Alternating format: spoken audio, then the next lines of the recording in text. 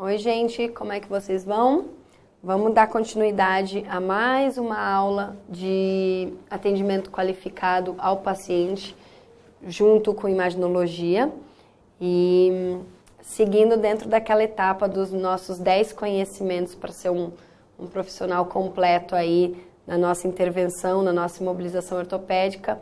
Hoje a gente vai falar um pouquinho de fisiopatologia do trauma e aí a gente vai seguir, pegar o gancho para fraturas, tá?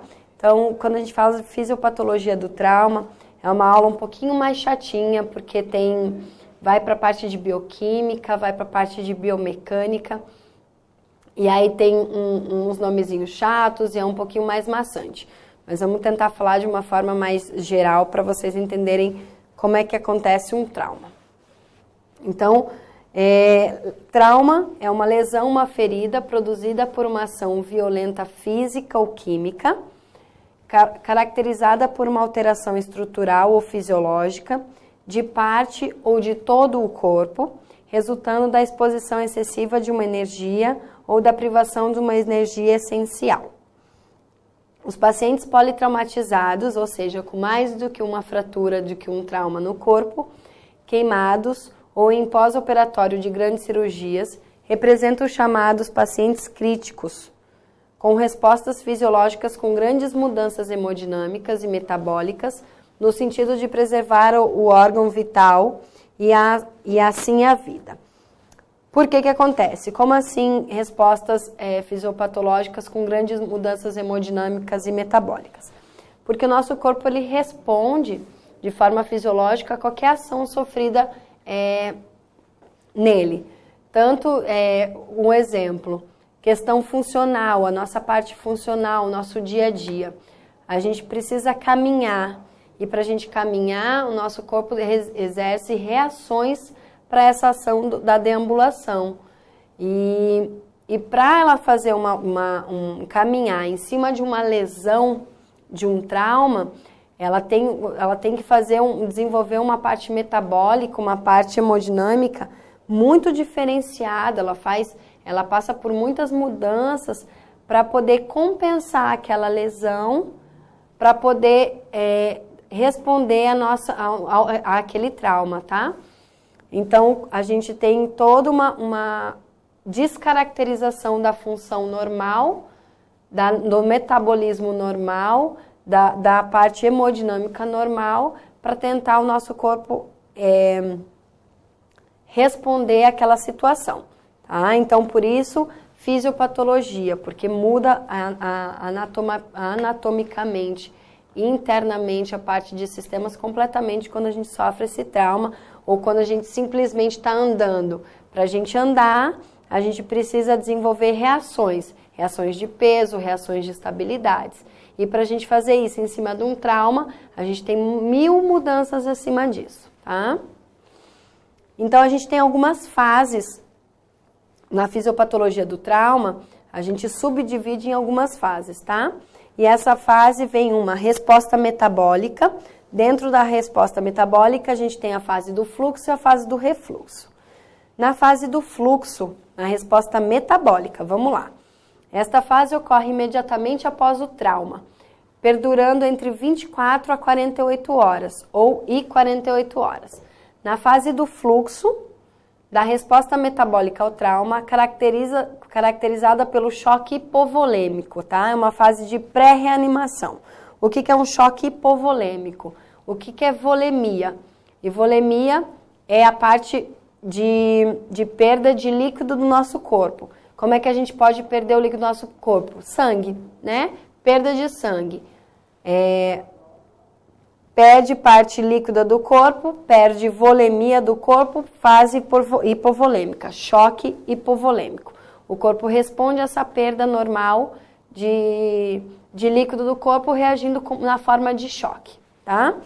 Ocorre também o hipometabolismo, hipotermia, quando a gente usa a expressão hipo, é quando a gente reduz, tá? Hipometabolismo, redução do metabolismo, diminuição do metabolismo. Hipotermia, redução da temperatura do corpo.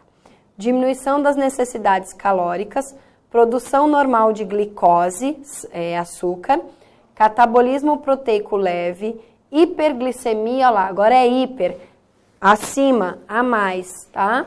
Hiperglicemia, aumento do sangue, catecolaminas aumentadas, insulina baixa, glucagon elevado, débito cardíaco baixo, perfusão tecidual deficiente e paciente hipotérmico, tá?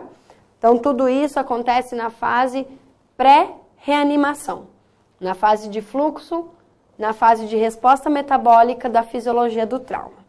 Estes fenômenos ocorrem como mecanismo de proteção do organismo durante o período de instabilidade hemodinâmica, sobretudo pela diminuição da taxa metabólica. Toda vez que vocês ouvirem que o paciente está instável hemodinamicamente, esse paciente é um paciente considerado grave. Professor, eu tenho que entender isso? Tem. A gente tem que entender a fisiologia do trauma para entender o trauma, para entender a imobilização. Tá? Então, isso daqui é a parte da literatura que a gente precisa entender, não da parte prática. A gente não pode direcionar só para a parte prática na nossa vida, a gente tem que entender literatura. Então, quando a gente fala de um paciente instável, é aquele paciente que os sinais vitais principais, pressão, frequência cardíaca, frequência respiratória e saturação de oxigênio, elas estão alteradas, normalmente reduzidas, tá? Isso é instabilidade hemodinâmica. E para que isso a gente consiga desenvolver, melhorar a parte metabólica de um paciente, a gente entra com, os médicos, na verdade, entram com parte de medicamentosa, ok? Então, isso é a fase do fluxo na resposta metabólica. Aí a gente vai para a fase do refluxo, né? Que na subdivisão é a segunda fase da parte metabólica. Nesta fase, já ocorreu a estabilidade hemodinâmica, olha lá, ó. Já passou do trauma 24 a 48 horas. A fase é de hipermetabólica, fase de recuperação. Aquela fase era de pré-reanimação, essa já é de recuperação. E aí o que a gente visualiza? O inverso da primeira fase, tá? O inverso da fase de fluxo. É o aumento da temperatura corpórea, aumento das necessidades calóricas, produção aumentada da glicose, catabolismo proteico acentuado, normo ou hiperglicemia, ou seja, a normalidade do açúcar ou um pouquinho ainda aumentada, catecolaminas normais ou aumentadas, glicocorticoides normais e aumentados, ó, eu estou falando da fisiopatologia, insulina elevada, glucagon normal elevado, débito cardíaco elevado, perfusão tecidual normal, paciente aquecido com as suas extremidades aquecidas. Então, você já viu que o paciente saiu da fase crítica, da fase do fluxo, da fase de pré-reanimação, e aí já se estabilizou, já é um segundo momento, foi para a fase de refluxo, e a gente já teve uma estabilidade hemodinâmica. O paciente já tem toda a parte metabólica já normalizada ou se normalizando, e aqueles sinais clínicos visíveis que a gente tem com monitoria ou a olho nu ou na palpação, que são sinais vitais, frequência cardíaca, respiratória, desculpa, pressão e saturação já dentro da normalidade ou se normalizando. E aí a gente saiu da fase de metabólica, de fluxo e refluxo, e a gente subdividiu ela novamente, em fase aguda e em fase adaptativa. Na fase aguda, predomina o catabolismo.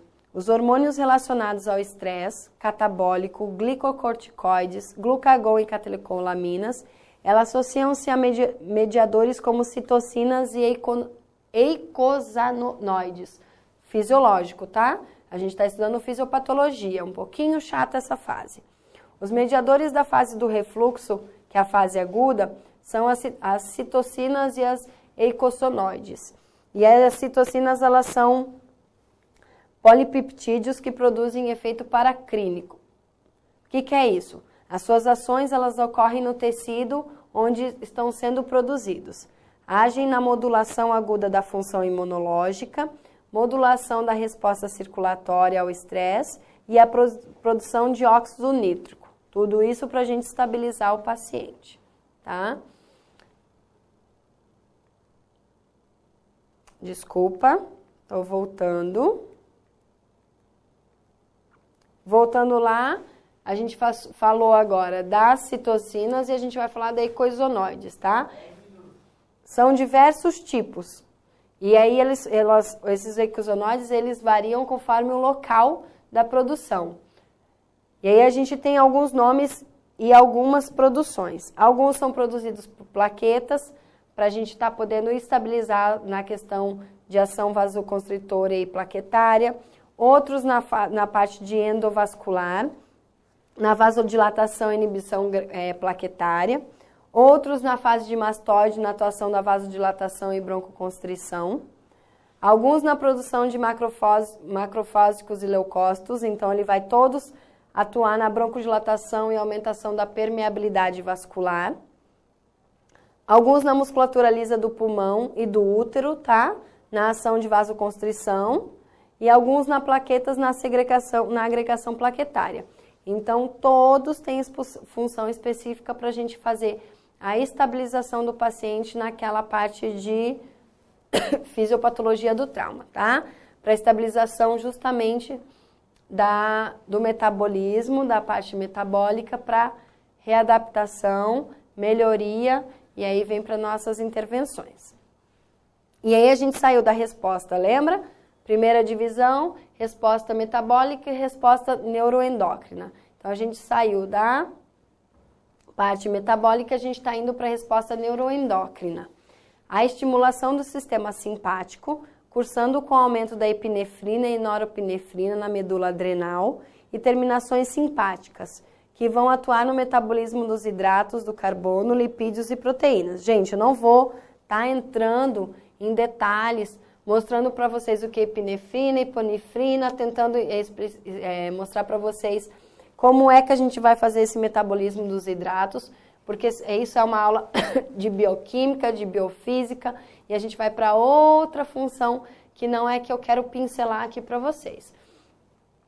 A gente entrou nisso porque a gente precisa falar de fisiopatologia do trauma.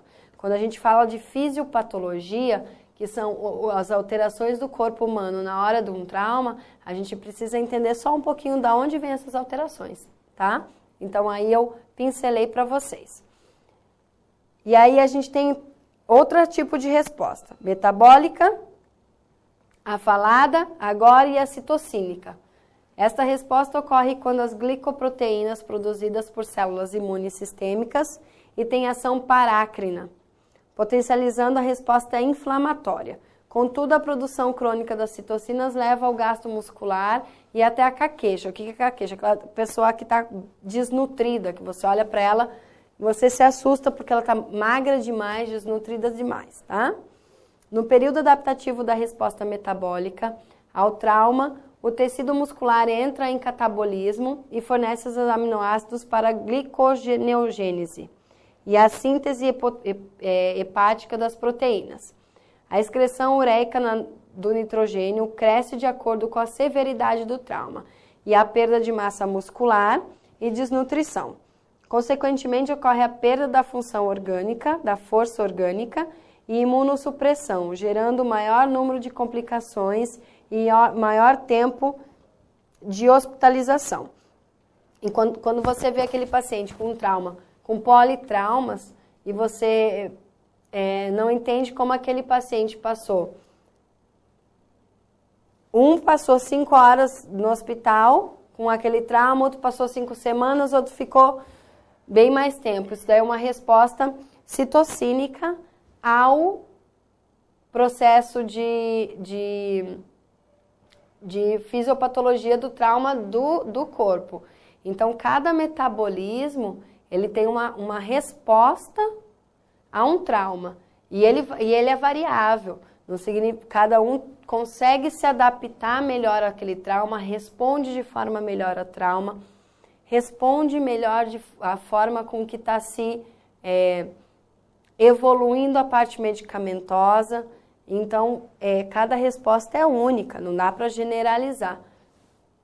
Alguns saem do trauma 100%, outros saem com N sequelas, e essas sequelas podem ser motoras, podem ser neurológicas, podem ser vasculares, e outros saem, não conseguem nem sair, né? Então, isso daí é a parte de fisiopatologia. A gente precisa entender cada etapa e cada resposta para poder estar entendendo também a melhoria daquela função, daquela estrutura. Aí você sai da parte de fisiopatologia, do que acontece com o teu corpo, e vai para os teus tipos de trauma.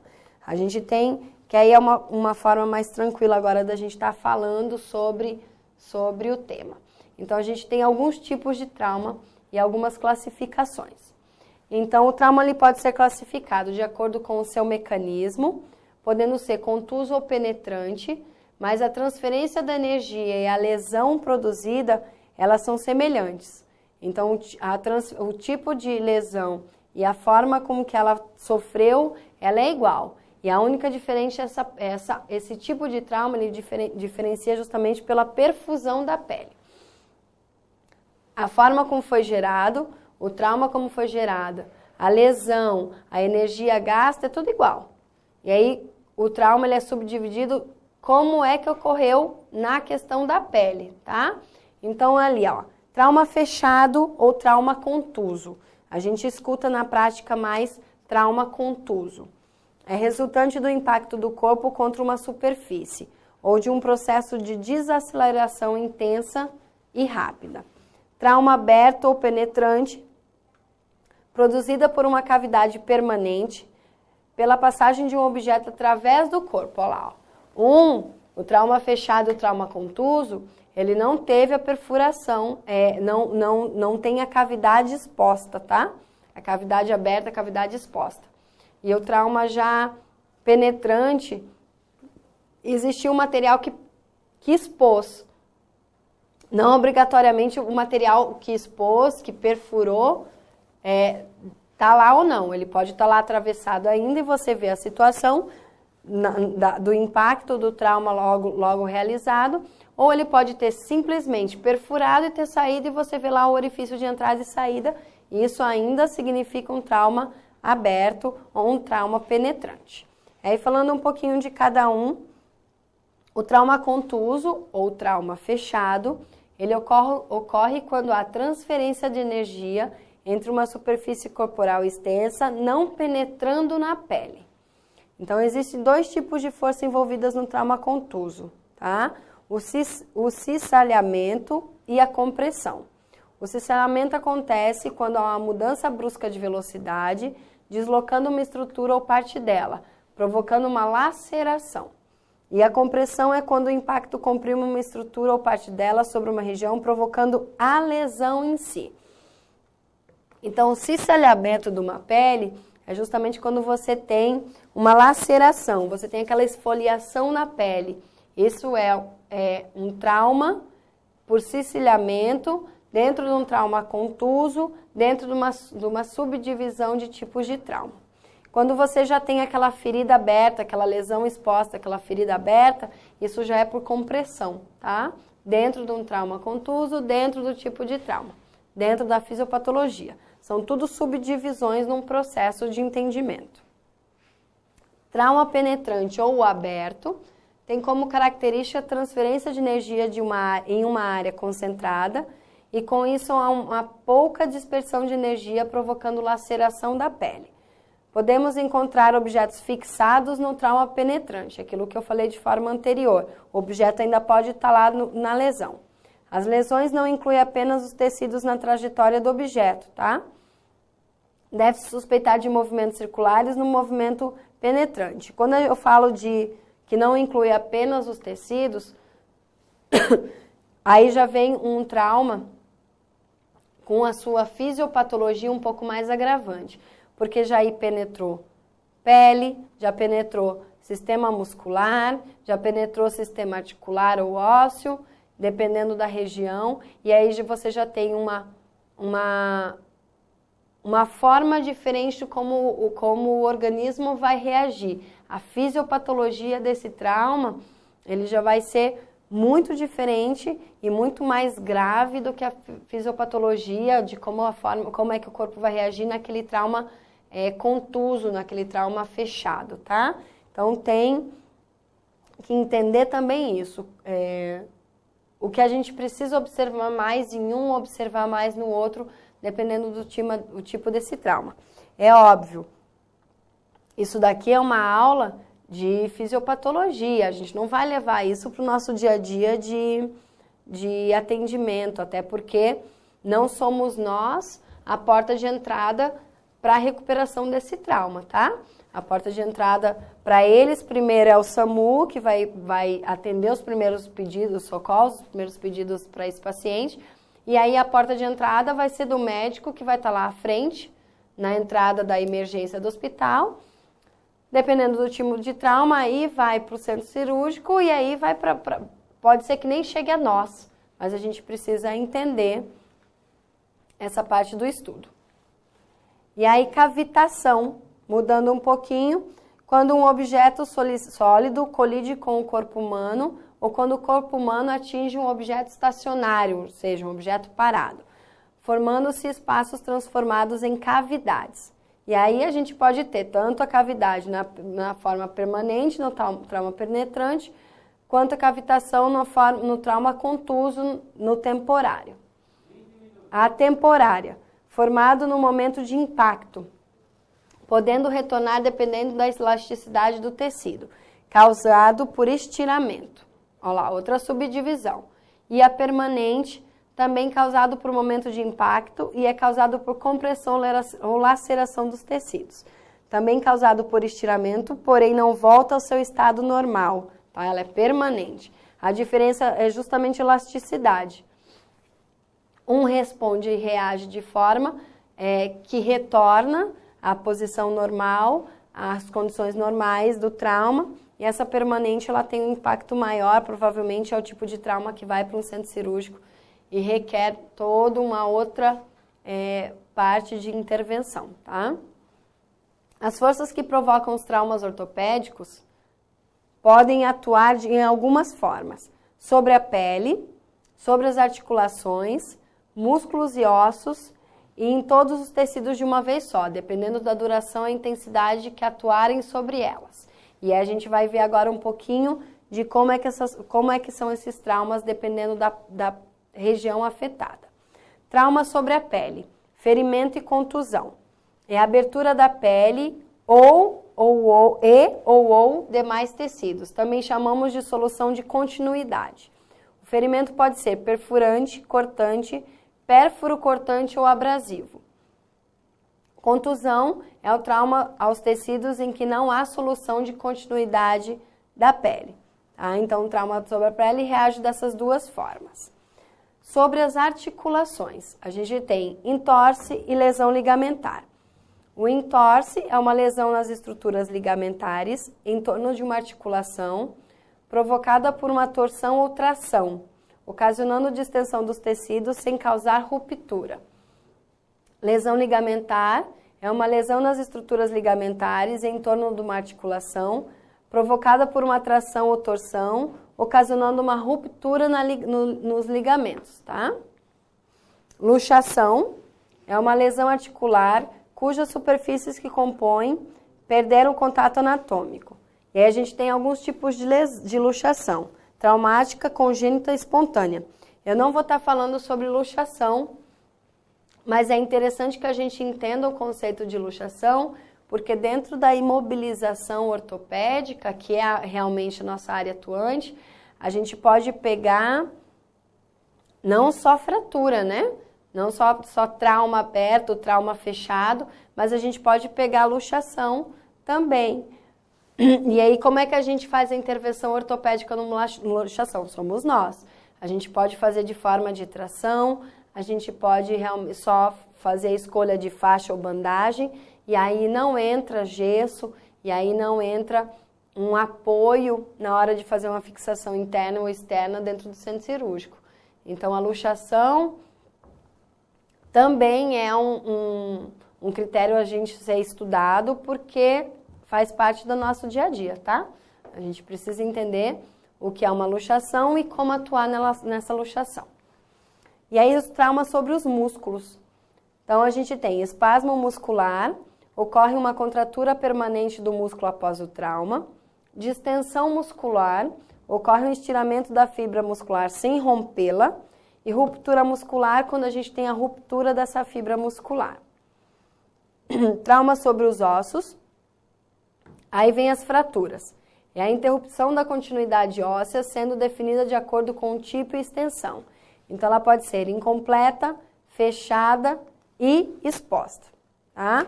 E aí a gente para na fisiopatologia do trauma. É chatinho, é maçante, é muito detalhe. E aí a gente pega o gancho para falar de fratura, porque ela é um tipo de trauma específico na parte do osso.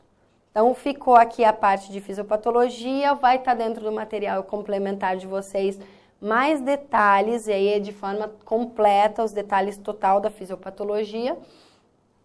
Aqui só foi alguns pincelamentos, algumas especificações, e a gente segue com fratura. Aí sim, realmente, agora a nossa intervenção de forma completa, tá? Aí sim está agora diretamente ligada a gente. Então, o que é uma fratura? Um corpo sob ação de uma força sofre deformação, que dentro do limite dessa deformação ela é reversível. Porém, se essa força aumentar a deformação, ela atinge um limite que tem uma quebra do material, constituindo-se uma fratura, então um limite máximo. As forças deformantes atingem o osso por meio de um trauma, e a fratura pode localizar-se no local da aplicação da força. Então, a gente tem um trauma direto, que é na aplicação, ou à distância, que é um traumatismo indireto, só pela força dessa aplicação. O osso é a parte mais afetada diretamente, porém outras estruturas também podem ser acometidas. Resultando, aí a gente tem algumas acometimentos de outras partes e o que normalmente a gente observa quando tem uma fratura, tá? Então, a gente tem aquele osso que foi visualizado no exame de imagem, e aí, junto com o exame de imagem, a gente viu ali certinho aquela fratura. Normalmente, fratura de ossos, o primeiro exame de imagem, que de forma mais prática, porque toda instituição tem e é mais barato, é um raio-x. E a gente consegue visualizar super bem o osso fraturado ali. Mas a gente não pode levar só em consideração, lembra? A parte óssea, porque a gente tem toda uma estrutura em volta a ser visualizada para a gente poder estar imobilizando, fazendo a nossa intervenção ortopédica. E aí os principais sinais, as nossas estruturas acometidas que a gente precisa visualizar são edema dos tecidos moles, hemorragia nos músculos e nas articulações, rupturas tendinosas, lesões nervosas e vasos sanguíneos, e os órgãos eles podem estar lesionados pela força que causou a fratura ou os fragmentos fraturados. Então, a gente precisa ver toda essa parte de articulação, de tecido, de vascular, para poder a gente entender como é que a gente vai fazer nossa intervenção. Então, quais são os sinais clínicos mais visíveis numa fratura? Dor que aumenta com a palpação e a movimentação, olha lá, anamnese, né? Deformidade anatômica do local, olha lá, inspeção estática. Mobilidade anormal do foco de fratura, inspeção dinâmica. Estou correlacionando com semiologia clínica. Tudo é uma correlação, tudo anda de mão dada. Aumento do volume local, derrame do conteúdo medular, hematoma fractuário, inspeção estática, crepitação óssea, inspeção estática e inspeção dinâmica, palpação, impotência funcional, parcial ou total, palpação, goniometria. Olha lá, sinais clínicos básicos visualizados numa fratura e eu correlacionando já com semiologia clínica. E aí vem classificações. E aí a gente pode classificar as fraturas de vários critérios e a gente vai classificar aqui. Uma pelo isolamento do foco de fratura, podendo ser fechada ou exposta. Fechada sem comunicação do foco com o meio externo e a exposta comunica-se com o meio externo através da lesão em diferentes graus de parte mole. Já estou mostrando a imagem para vocês dessa classificação. A gente pode subdividir também em traço de fratura. Ela pode ser completa ou incompleta, simples ou cominutiva, quando a gente presencia no exame de imagem vários fragmentos ósseos, ou seja, o osso ele esfarelou. Ele, além de romper, ele esfarelou. Transversa, oblíqua ou espiralada. Pela localização da fratura, diafisária, subdivide, ela quebra e divide o osso em 3 partes iguais, metafisária e epifisária, e pelo desnível de fratura. Ó aí, ó, anatomia básica, plano frontal, sagital e transversal. Precisamos entender a anatomia de planos e secções para entender o desvio da fratura. A forma como a gente vai ver no exame de imagem, olha aí, imaginologia. E aí uma figura aí para poder especificar para vocês esse tipo de fratura, né? Enfim, uma figura dentro da nossa aula maçante, chata, e realmente não tem como ser diferente, porque quando a gente trata de alguns assuntos um pouco mais literários, e quando a gente olha trata a parte mais de hemodinâmica, fica um pouco mais chatinho. E aí, ó, fratura transversa, primeira imagem, cominutiva lá, o osso fragmentou, ele subdividiu, ele não só quebrou, ele espedaçou em algumas frases, oblíqua, espiral, impactada ou comitativa, tá? Ou seja, ele quebrou e além de quebrar, o osso, nessa última imagem, ele quebrou e ele achatou. Então, ele impactou mesmo. E todas essas formas de fraturas que a gente precisa entender e todas são visualizadas no exame de imagem. E aí a gente vai para outro tipo de classificação. Foi classificação 1 e agora a classificação 2, de acordo com a aplicação das forças traumatizantes. Então, fratura direta, pancada no local com objeto, veículo ou projétil. Fratura indireta, consequente à queda, flexão, torção, ou seja, ela é uma força traumatizante, não se aplicou no local da fratura, tá? De forma geral. E fratura patológica, quando já há debilidade óssea anterior por deformidade, sem qualquer violência ocorre uma fratura. Exemplo, osteoporose e tumor. Por que esses dois exemplos? Quando o paciente ele tem já, na sua história da moléstia atual, olha lá, na anamnese, já a descrição dele ter um tumor ou ele ter uma osteoporose, são duas condições físicas que levam a problemas secundários, tá? Tem um desgaste ósseo, um problema de desmineralização do osso, já tem toda uma estrutura secundária em volta já afetada na parte metabólica, na parte biomecânica. Então, aquela estrutura, ela já está propícia a sofrer novas lesões e novas fraturas. E aí, quando a gente tem uma fratura em cima dessas ocasiões, a gente correlaciona e fala-se que a gente tem uma fratura patológica. Já tem uma patologia, uma doença pré-diagnosticada e a gente fraturou em cima dela. Essa é uma subdivisão da classificação. De acordo com as condições da pele, fechada, quando não existe comunicação na zona de fratura com a superfície do corpo. E aí a gente tem os fragmentos macerando capilares ou vasos maiores e nervos. Abertas, quando existe comunicação do foco com o meio externo. É uma fratura que pode levar a uma contaminação por germes do exterior, e aí a gente pode ter um problema secundário, que é a osteomielite, que é uma inflamação óssea. E aí entra profilaxia e higienização, tá? Que é um outro item que a gente precisa ter em mente para poder ser um profissional melhor na nossa área. E aí a gente vem para as indicações típicas do tratamento conservador. Então tem algumas fraturas específicas que a gente consegue atuar na nossa intervenção. Porque nem todas as fraturas são fraturas que a gente atua. Tá? Tem fraturas que vai direto para centro cirúrgico e nelas é feita a fixação interna ou externa, aqueles ferros com pinos e placas. E normalmente a gente não chega pra gente na nossa salinha, tá?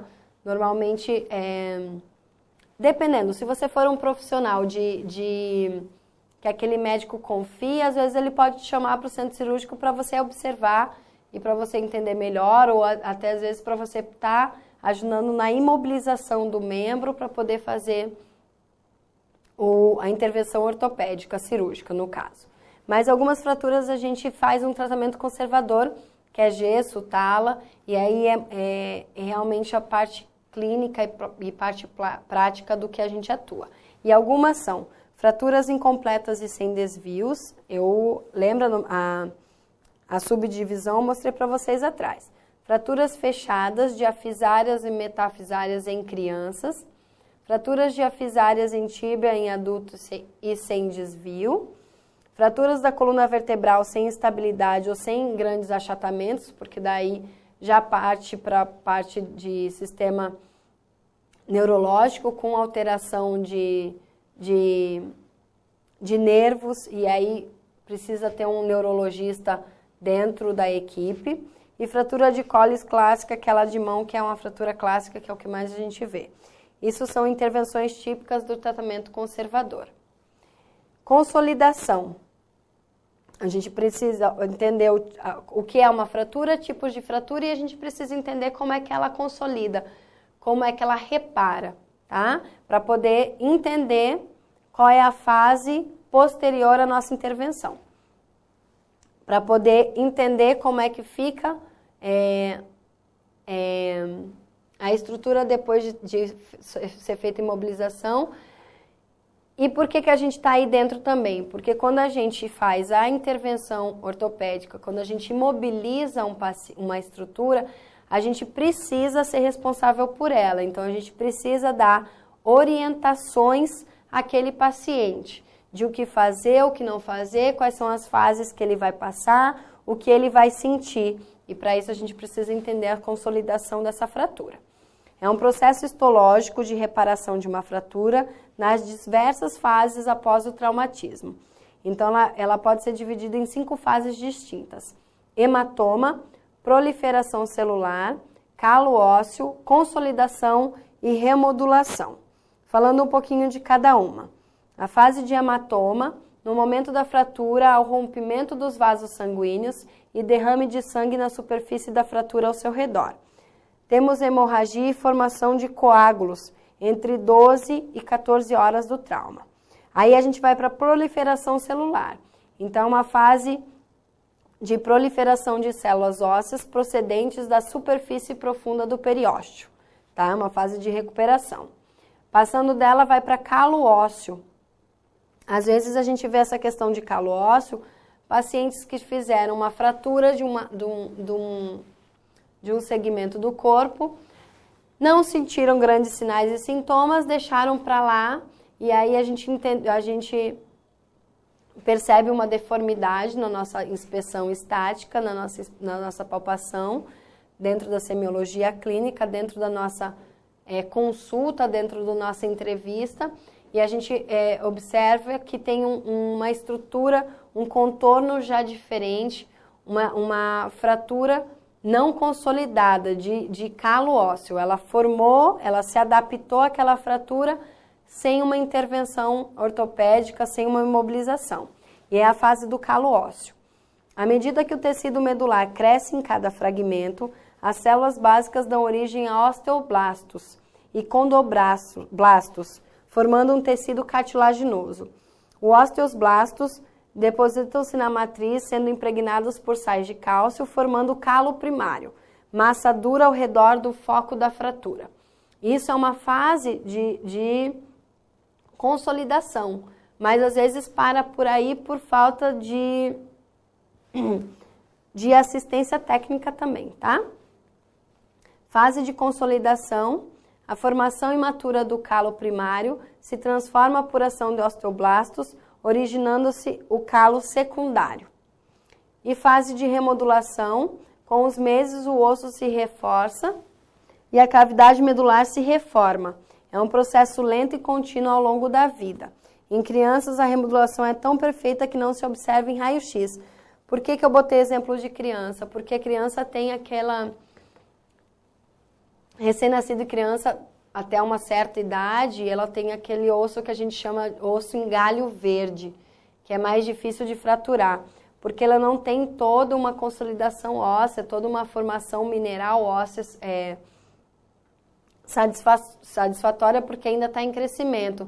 Então, quando você escuta muito falar fratura em criança, fratura de galho verde ou trauma em galho verde, é justamente quando a gente pega um galho de uma árvore, um galho novo de uma árvore, que ele está verdinho, que ele é novinho, a gente curva o galho, ele não fratura, ele só deforma e retorna à sua posição atual deformada. Isso daí é uma fratura, é um galho verde. Em criança, os ossos, eles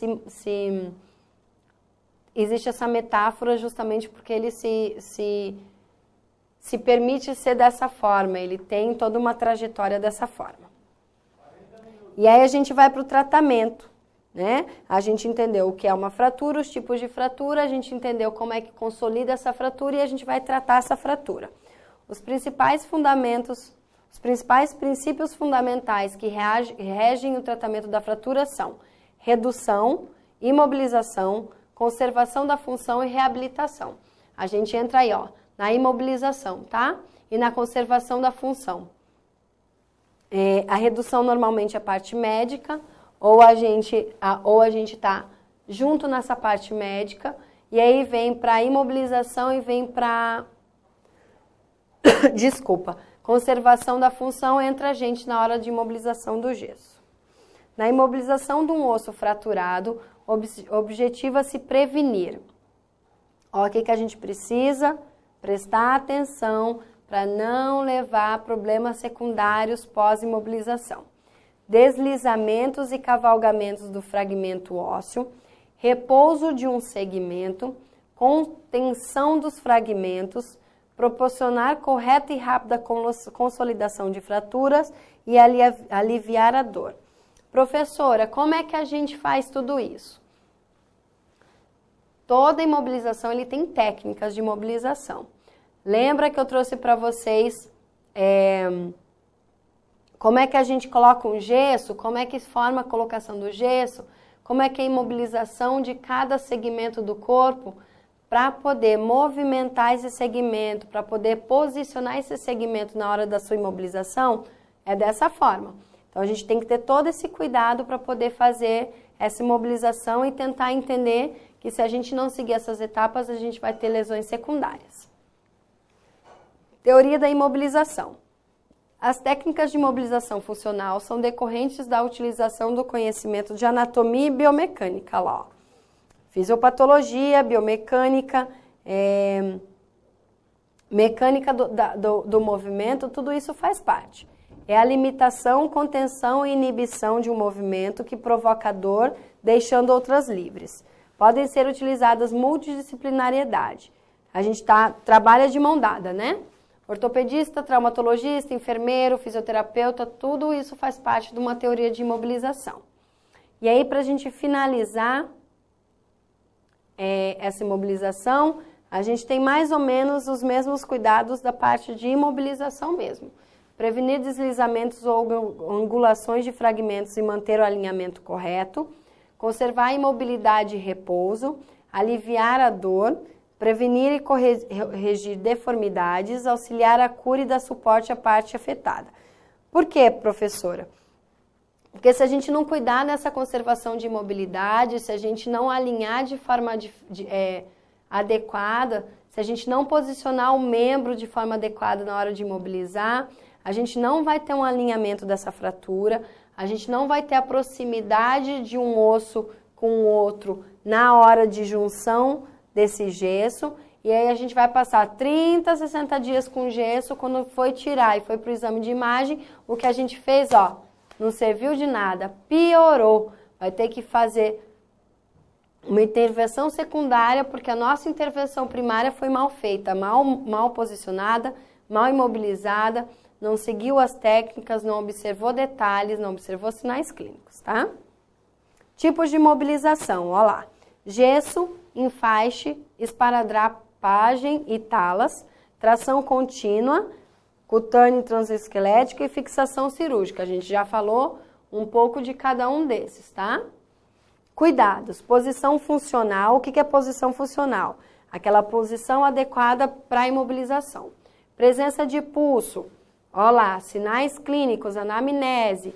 Para poder posicionar um membro, para engessar um membro, a gente precisa entender se a parte vascular dele está ok. Se na hora da gente imobilizar, a gente não vai deixar aquele gesso muito apertado. Lembra lá da fisiopatologia, lembra dos sinais clínicos.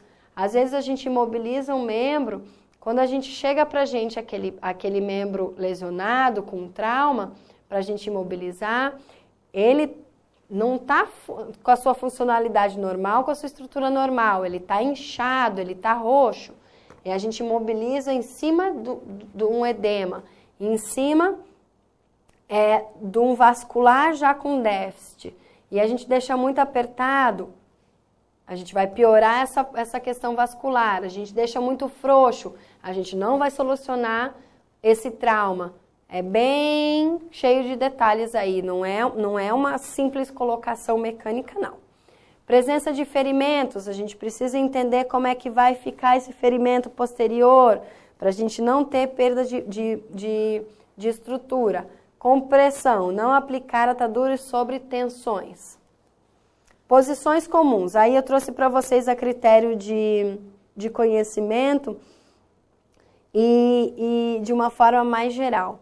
Quando a gente faz a lesão de uma estrutura, o trauma de uma estrutura, a gente precisa imobilizar. E para imobilizar, a gente tem as posições ideais de imobilização.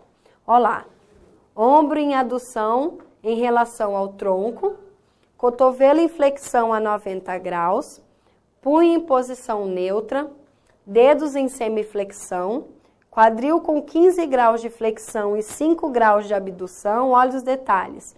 Joelho a 30 graus de flexão, tornozelo a 90 graus de flexão. Se a gente conseguir imobilizar a estrutura com a funcionalidade e adequando mais a sua posição comum, a gente vai ter uma garantia melhor de intervenção da nossa imobilização. Imobilizou, orientou aquele paciente pós-imobilização, ele foi para casa, a gente precisa mostrar para ele quais são os sinais de complicação. Nós não somos um profissional, um técnico em imobilização ortopédica, não vai ficar dando continuidade a um tratamento. Ele não é um profissional que a gente vai lá, eu sofri um trauma, vou para vocês. Eu não vou ficar indo para vocês observarem o que está acontecendo naquele trauma, não. E para isso, vocês são responsáveis no que vocês precisam dizer ao paciente quanto observar. É o médico quem tem que dizer, professora? Também. O médico precisa falar o que pode acontecer ou não. Mas eu acho que para a gente ser um profissional bom, para ser um profissional com diferencial no mercado, a gente precisa também orientar aquele paciente. Afinal, fomos nós que mobilizamos, não foi aquele médico, não foi um CRM, não foi um CREFITA, um fisioterapeuta que vai reabilitar, não. Somos vocês, são vocês, os técnicos em imobilização. E dentro dos sinais de complicação que a gente precisa observar e orientar é dor, relacionada à compressão do gesso apertado, cheiro. Se for fétido, indica uma presença de infecção ou área de necrose. Olha aí, problema secundário.